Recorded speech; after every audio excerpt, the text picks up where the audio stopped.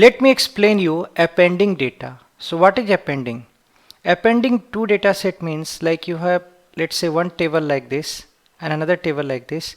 You need to take this table and put one below another.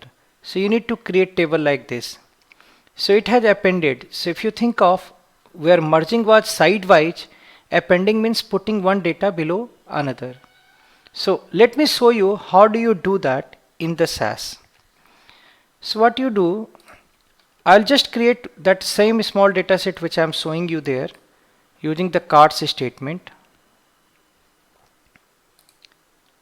So here there is one small data set. You have Rick, Martha, and again another data set where you have Gopal and Alex.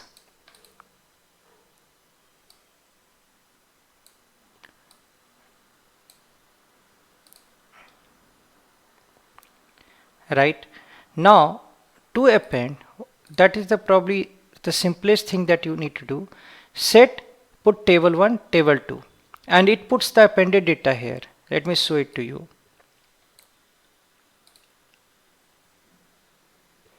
So it has just put the appended data, right? This table underscore 2 below table underscore 1. So once you put, and you can put any number of table in this set statement, it will take all of them and put into the final data set.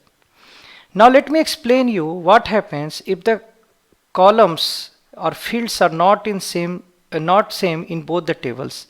Here you had the good part is that serial number name both are everywhere. But if at all by mistake sometimes you do it where the columns are not same in both the data set, what happens? So let me just create the another data set. This time I have purposefully created gender here and height here. So the columns are not same in both the tables. So here table 1 which has male female gender, and table 2 I have created the height but doesn't have the gender.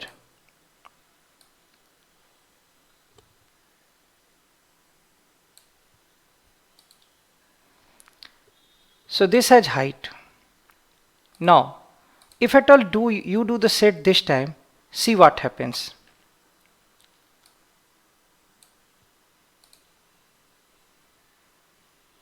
So do you see, by default SAS creates a list of master variables which has all the variables from any of the data set. So gender came from table 1, height came from table 2. So it created a table which has both the all the fields from all the data set, and it has left here missing. If you see, these are like space character, and it has left missing here because height was not part of table 1. So that's how it will create a data set which will have all the fields from all the data set, and it will remain missing like wherever it was not populated.